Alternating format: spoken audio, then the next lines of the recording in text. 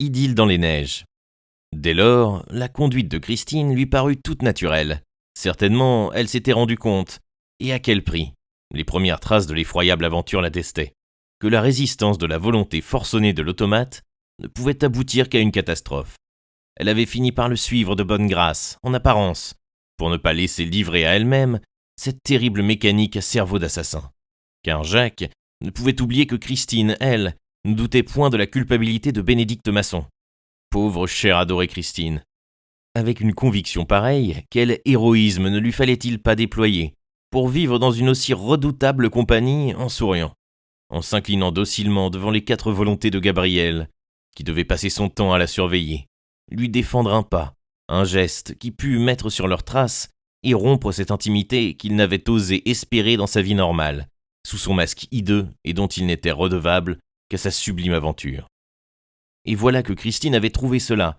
Elle envoyait à Jacques, à travers l'espace, cet appel qui ne pouvait être compris que de lui seul, Baigneville. Et cet appel l'avait touché comme une onde hertzienne, rencontrant l'appareil récepteur. Et il accourait. Il allait la sauver, la débarrasser de son tyran. Ah, il ne s'agissait plus d'amour-propre d'auteur. Il maudissait une fois de plus son génie, qui n'avait abouti qu'au supplice de Christine, et au sien. Cette merveille, son aventure, son enfant, il n'hésiterait pas à l'anéantir. Il n'y avait qu'une chose de vrai au monde, serrer Christine dans ses bras. Le reste n'existait pas. Ainsi couraient les pensées de Jacques, pendant que l'autocar remontait la vallée du Paillon, tournait le flanc des monts, laissait derrière lui l'Escarène, s'arrêtait pour souffler quelques minutes sur la petite place de Lucéram et permettre aux voyageurs de visiter la curieuse église, les ruines du château fort, les remparts de cette colonie romaine que fut Lucéara. Vieilles pierres, vieilles images, gouffres du passé. Qu'étiez-vous pour un homme qui s'est penché comme Jacques Cotentin sur le gouffre de l'avenir et qui courait à la recherche du démon qui venait de surgir de l'abîme à l'appel imprudent de sa voix. Malheur sur ceux qui devancent le temps, qui anticipent sur l'heure, qui règlent la marche du troupeau. Malheur à l'inventeur. En attendant les lauriers de l'avenir, on lui tresse des chaînes. D'une main, il lance sur le monde l'étincelle de Prométhée. Mais quand il ouvre l'autre, il y trouve le petit oiseau funèbre, qui sera un jour prochain le grand vautour qui lui fouillera le sien. Parole pompeuse en vérité, mais à la taille de ces demi-dieux dont le front vaincu continue à menacer l'univers. Hélas, elle détonne un peu quand il s'agit d'un pauvre amoureux comme Jacques Cotentin, qui ne demande qu'à oublier son génie dans un baiser. Évidemment, la tragédie est moins haute, mais elle est tout aussi humaine, et peut-être bien plus touchante. Enfin, nous donnons notre Jacques Cotentin pour ce qu'il est, à la mesure d'une époque où les héros n'ont pas été bâtis, tout d'une pièce dans le granit mythologique.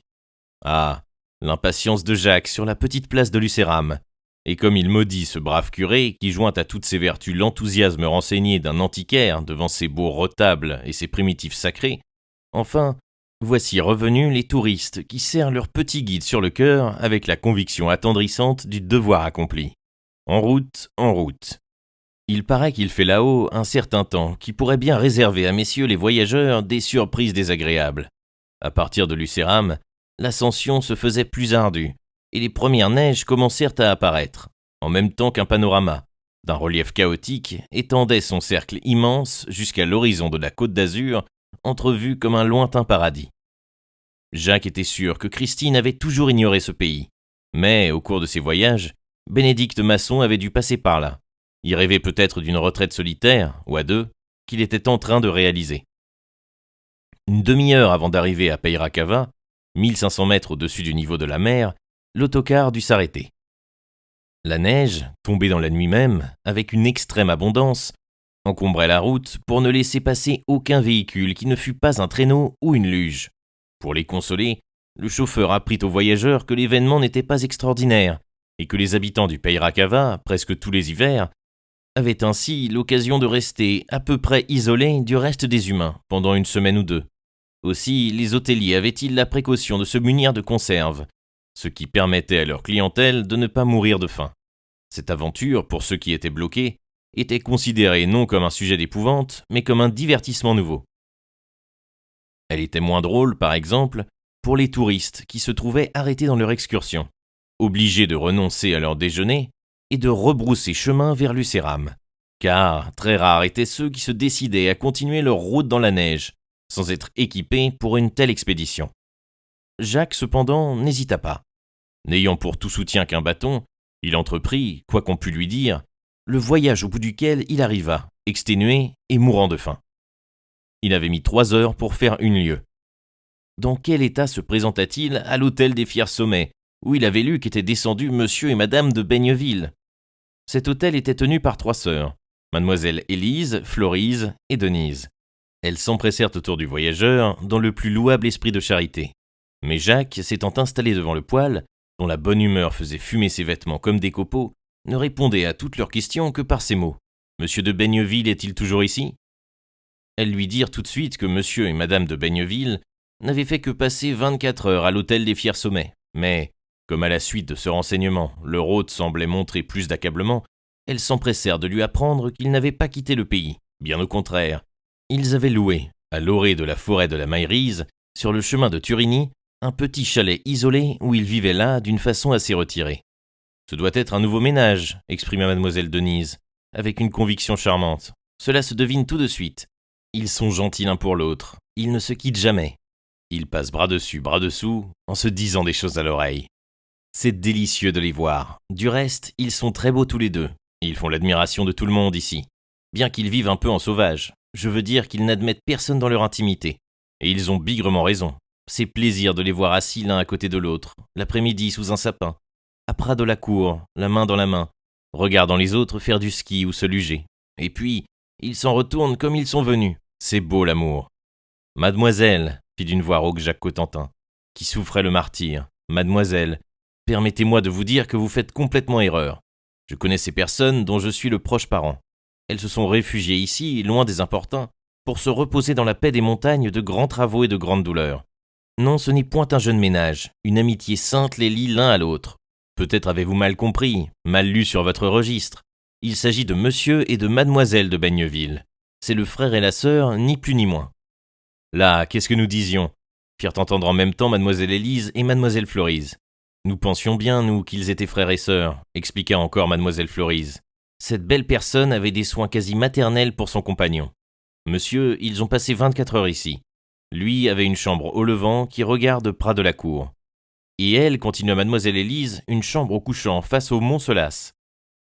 Eh bien, en voilà une histoire, expliqua mademoiselle Denise, en haussant les épaules. C'est toujours comme cela dans le grand monde.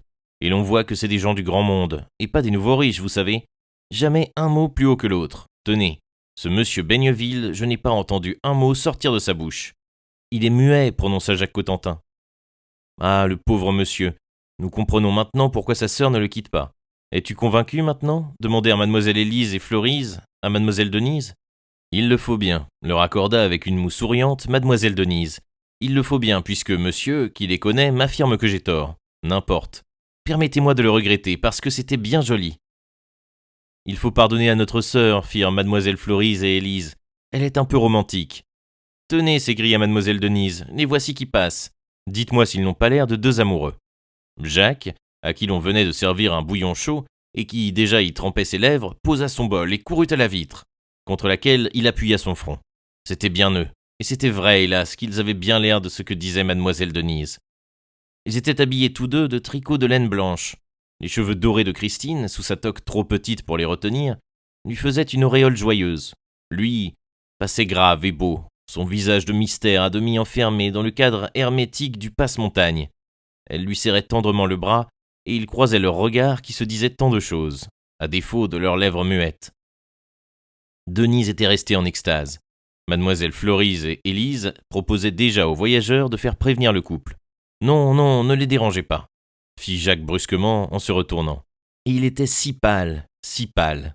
Oh, monsieur, vous allez vous trouver mal, s'écria mademoiselle Denise. Jacques était retombé sur sa chaise. Ça n'est rien, c'est la fatigue. Il but son bouillon lentement, et en buvant à petites gorgées, il avait un sourire plein d'amertume.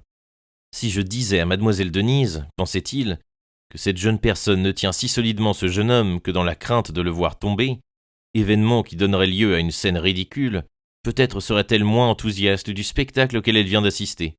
Le beau Gabriel n'a pas encore appris à se ramasser tout seul. Très, très lamentable chose que l'amour, Le génie de Jacques se réjouissait de n'avoir mis au monde qu'un être imparfait, et en arrivait à se railler de sa propre impuissance, parce qu'il avait vu Christine sourire à son enfant sublime. Hélas, hélas, c'était encore mademoiselle Denise qui avait raison. Christine pouvait tenir le bras de M. Baigneville solidement, et elle ne l'en tenait pas moins tendrement. Et Jacques le savait si bien que c'est sans allégresse qu'il prit, quelques instants plus tard, en dépit de sa fatigue immense et d'un moral accablé, le chemin suivi par l'heureux couple, chemin qu'achevait de débarrasser une équipe de chasseurs alpins, et au bout duquel il trouva le petit chalet à l'orée de la forêt de la Maillerise. Bénédicte ou Gabriel, il lui faut toujours un refuge au fond des solitudes, et avec des femmes, songeait le prosecteur. Et l'amoureux ajouta, oui, mais aujourd'hui celle-ci ne le fuit pas. Jacques allait tourner le coin de la petite maison de bois, quand il entendit la voix de Christine, et s'arrêta net. Elle parlait à Gabriel. Jacques ne les voyait encore ni l'un ni l'autre, mais tous deux devaient se tenir, à une fenêtre, d'où ils découvraient le cirque prodigieux des Alpes éclairées par les feux du soleil couchant. Pendant plusieurs heures, les cimes étaient restées enveloppées de brouillards opaques, où on les devinait à peine, dans un chaos gris et humide. Puis, tout à coup, comme par une sorte de fiat lux, occasionné par un de ces brusques coups de vent qui sont si fréquents dans les Alpes, le rideau des nuages avait été soulevé, déchiré, et toute l'ordonnance des montagnes, vallées, plateaux, apparaissait comme toute frémissante de la primitive fournaise. La voix s'était tue. Peu à peu, les cendres violettes du soir vinrent apaiser cette flamme, et la lune apparut sur son char d'argent. La voix de Christine s'éleva à nouveau. Comme c'est beau, comme c'est beau. Oui, tu as raison, mon chéri, tout est beau maintenant. Elle le tutoyait, elle lui prodiguait les plus doux noms, et l'autre trouvait que tout était beau maintenant. Elle attestait aussi, cette phrase, que les deux jeunes gens communiquaient malgré le mutisme de la poupée, avec une facilité qui avait été prévue, car Jacques n'avait rien oublié, autant que possible. N'avait-il pas fait apprendre à Christine le langage des sourds-muets, pour qu'elle l'enseignât à son tour à la poupée, ce qui, avec le truchement des petits papiers, devait permettre une conversation de plus en plus rapide entre l'automate et ses créateurs? Maintenant, la poupée ne devait plus avoir besoin de petits papiers. Pourquoi s'écrire quand il suffit, pour se comprendre, d'un signe ou d'un regard? La voix qui ne lui avait jamais parlé ainsi à lui, Jacques, continuait de dérouler sa mélodie. Rien ne saurait être plus beau que ce qui se passe dans ces minutes sacrées, mon Gabriel. Quelquefois ton regard me fixe, avec une tristesse soudaine qui est un sacrilège. Ne m'as-tu pas dit 100 fois que, avant ce miracle béni, la vie avait été pour toi le pire des maux, et que tu goûtais maintenant la joie pure des dieux? Tes chants de poète ne sont plus que des chants de triomphe. Au matin, quand tu me les apportes, au sortir de la nuit sainte, je les apprends et les grave dans mon cœur. Ne sois pas triste, ô Gabriel. Écoute le chant de ta dernière nuit. Qu'importe que dans les mondes qui parcourent des cycles trop petits, pour que s'y arrête notre pensée, qu'importe que dans les mondes qui ne possèdent qu'un unique soleil, les sables du temps s'assombrissent, tandis que les mondes s'écroulent, mon resplendissement t'appartient. Ô Christine, t'écris-tu, laisse ta demeure cristalline, porte les secrets de ma pensée à travers le ciel supérieur. Divulgue ton message aux orbes orgueilleux, et ne crains pas que les étoiles ne tremblent devant le crime de l'homme. Ton enfant est pur qui est sorti de tes mains, et ses mains sont vierges du sang du sacrifice. Un silence terrible, où sonne furieusement aux oreilles de Jacques, étourdi, l'écho de ces 3 mots d'une humilité dominatrice. Mon resplendissement t'appartient. Après cet envol, qui trouait les plus lointains confins de l'espace, le dialogue, ou plutôt le monologue à deux, retomba doucement au niveau de la conversation. Mais encore, quelle conversation! Tes souffrances, mon Gabriel, et ta mort t'ont fait une âme unique. Tu es le seul être dont une femme puisse approcher avec la confiance, le respect et l'amour infini qu'elle doit à son Dieu. Si mon Gabriel est triste, il me verra triste, parce qu'il sera au-dessous de son destin. Nous avons retenu ton âme libérée de ton corps. Tu nous dois ta joie. Qui pourrait assigner une borne aux facultés de l'âme lorsqu'elle n'est altérée par aucune pensée terrestre, souillée par aucun limon humain? Si tu n'étais pas ce que tu es, je ne te dirais pas « je t'adore ». Jacques se retint au mur, pour ne point chavirer. Et puis, comme il entendait que l'on refermait une fenêtre, il eut encore la force de faire quelques pas en chancelant. Christine, qui tirait les rideaux, l'aperçut. Elle lui fit un signe qui le cloua sur place. Quelques minutes plus tard, elle le rejoignait. Elle lui dit haletante « Va-t'en, qu'il ne te voie pas. Tu es descendu à l'hôtel des 3 sœurs. J'irai te voir ce soir. » « Oh, fit Jacques, je ne veux pas vous gêner. » Et il reprit lamentablement le chemin de Peyrakava, comme un pauvre Jacques qu'il était.